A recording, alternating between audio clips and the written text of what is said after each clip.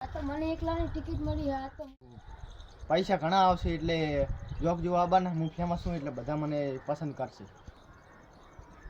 આવો આવો આપણે જો આવો આવો જોક સંભળાવું. લાવો 300 રૂપિયા. તો આપણે જો હસ્તું મોઢું રાખો અને ઉત્તર તરફ મારી સામે જોવાનું. એક ડોહોબા હતા, નવા ગામમાં આવ્યા હતા અને એમને ગામનું ખબર નતું કે ત્યાં જવાનું, સંડાસ જવાનું એવું બધું આવવાનું. તમને દાંત આવે એટલે કાઢી જ દેવાનો. હું દાંત કાઢવાનું મનાઈ નથી, કાઢવાના 2 તરફ.